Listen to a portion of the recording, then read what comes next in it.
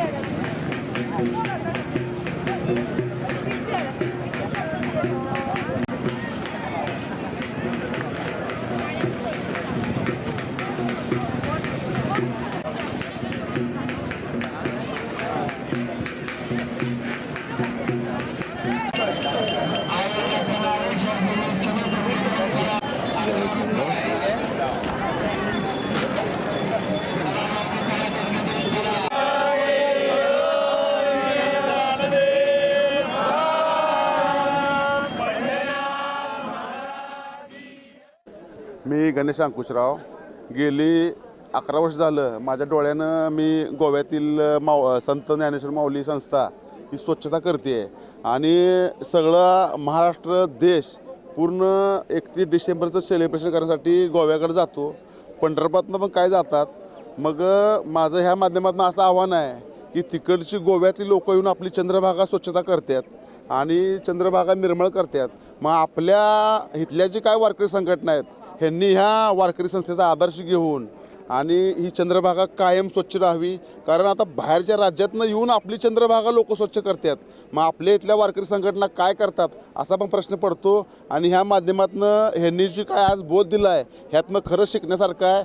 कारण गोव्याकडं जाणारा वर्ग लाखोनं आहे, पण आज तिकडची लोक आज इकडे येऊन एक स्वच्छतेचा संदेश देतात. हा खरंच वारकरी संप्रदायानं राज्यातल्या वारकरी संप्रदायानं बोध घ्यावा असा आहे. आम्ही महर्षी वाल्मिकी संघाच्या वतीनं यांचा सत्कार केला. अशा लोकांचं स्वागत आम्ही नेहमी करतो आणि त्यांच्या पुढील कार्यासाठी आम्ही शुभेच्छा देतो.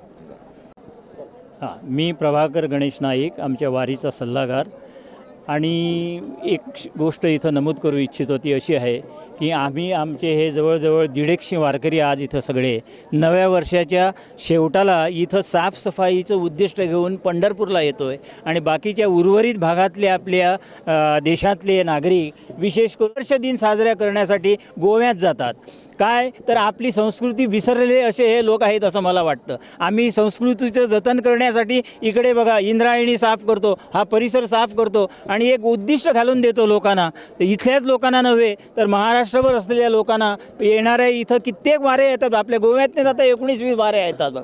पण हे उद्दिष्ट असं निदान सगळ्यांनी एक लक्षात ठेवून हा परिसर साफ आणि व्यवस्थित राहावा यासाठी त्यांनी थोडासा तरी वेळ द्यावा. आणि न पेक्षा आपण हा जो मौज मजा धिंगाणा करतो हे पाश्चिमात्याचं लक्षण आहे. आपली भारतीय संस्कृती ही नव्हे आहे. आपल्या गोव्यात मी आत्ताच मगाशी म्हटलं होतं की आम्ही गोव्यात आमचा गुढीपाडवा म्हणून नववर्ष साजरं करतो. आणि नवे सांगा पंढरपूर स्वच्छतेला किती वर्षापासून येतात? पंढरपूर स्वच्छतेला 11 वर्ष झाली आमची.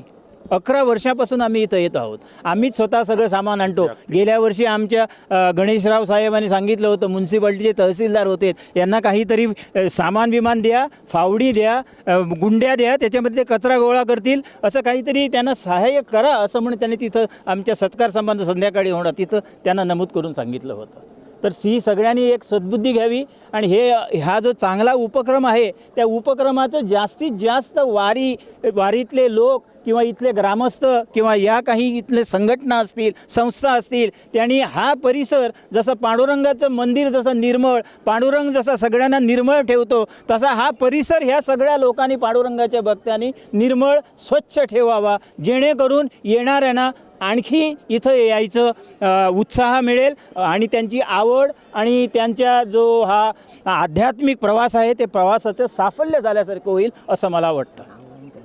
एक मी म्हणतो ही अंधश्रद्धा आहे, कपडे टाकून द्यायचे, त्यामुळे अंधश्रद्धेचा हा भाग आहे. ते कपडे न टाकून देता इथं वरती कुठं आणून टाकल्यास चंद्रभागा आणखी स्वच्छ होईल, आणखी स्वच्छ राहील. आणि तिथं हा जो कपड्यांचा जो ढीग पडतो तिथं आणि लोकांना पाय घालायला सुद्धा वाट आणि जागा नसते, तो पण परिसर थोडासा मोकळा होईल, स्वच्छ होईल. आपलं एक तरी कुठंतरी बाबा कचऱ्यासाठी, साफसफाईसाठी आपण 5 मिनटं जरी दिली असतील तर त्या 5 मिनटामध्ये असे 5चे लोक 5 मिनटे दिली असतील तरीसुद्धा कितीसं तरी काम होऊन जाईल स्वच्छतेचं काम.